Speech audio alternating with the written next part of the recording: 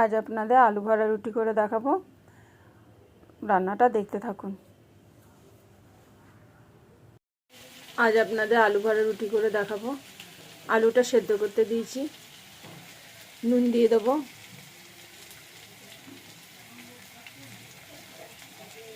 নুনটা দিয়ে ভালো করে সেদ্ধ করতে দেবো।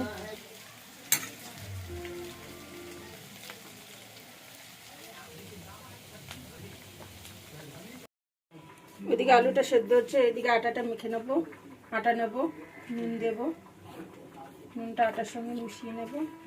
এবার অল্প অল্প জল দিয়ে আটাটা মেখে নেব।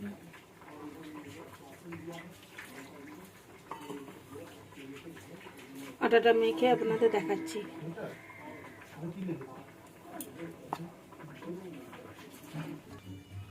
এই দেখুন বন্ধুরা, আটাটা ঠিক এরকম মাখা হবে, খুব শক্ত না খুব নরমও না। এই দেখুন বন্ধুরা, আলুটা সেদ্ধ হয়ে গেছে, এবার নামিয়ে নেব। সেদ্ধ আলুটা ঠিক এরকম মাখিয়ে নেব। এরপর কড়াইয়ে সর্ষের তেল দেবো। তেলটা গরম হয়ে গেলে পেঁয়াজ কুচি দিয়ে দেবো। পেঁয়াজটা একটু ভালো করে ভাজা ভাজা করে নেব। পেঁয়াজটা একটু ভাজা ভাজা হয়ে গেলে এবার এক এক করে মশলা দিয়ে দেবো। মশলাতে দেবো আদা বাটা, রসুন বাটা, জিরে বাটা, লঙ্কা বাটা, কাঁচা লঙ্কা দেব। দিয়ে একটু ভালো করে কষিয়ে নেব। একটু হলুদের গুঁড়ো দেবো, একটু নুন দেব, দিয়ে ভালো করে কষিয়ে নেব। যখন মশলাটা কষানো হয়ে যাবে, এবার যে আলুটা মেখেছিলাম সে আলুটা দিয়ে দেবো। দিয়ে মশলার সঙ্গে ভালো করে আলুটা মিশিয়ে নেব। দিয়ে আমার রেডি পুর করা আলুর পুর রেডি। এবার আটাটা এই দেখুন, এবার আটাটা লেচি করে নেব। একটা করে গোলা নেব, গোলাগুলোকে এরকম করে নেব।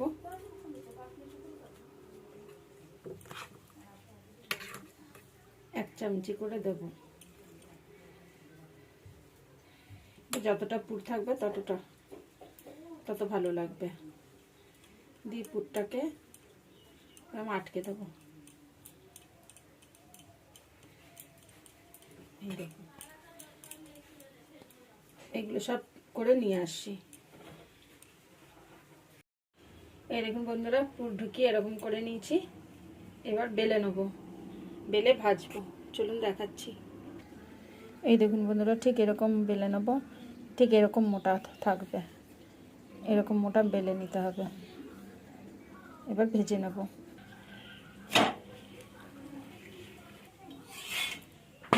এই দেখুন, এক পাশটা হচ্ছে আর এক পাশটা উল্টে দিয়েছি। এই দেখুন, এই পাশটা এরকম হয়ে এসছে। এবার একটু তেল দিয়ে দেবো।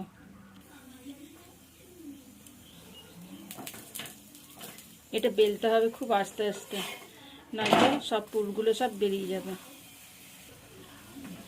দুপাশটা তেল দিয়ে দিলাম, এবার আস্তে আস্তে বেলে নিতে হবে।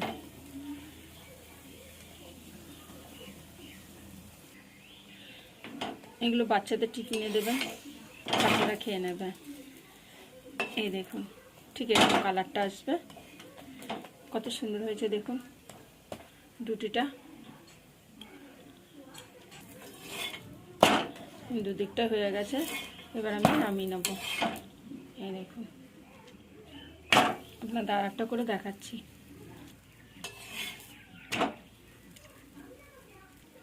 তেল দিয়ে দেবো।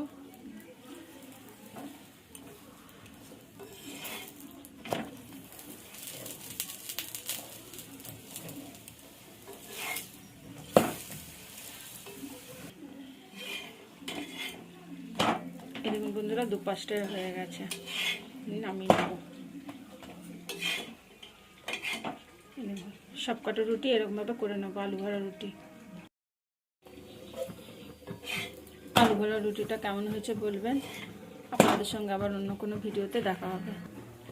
ভিডিওটা এতক্ষণ দেখবার জন্য অনেক ধন্যবাদ।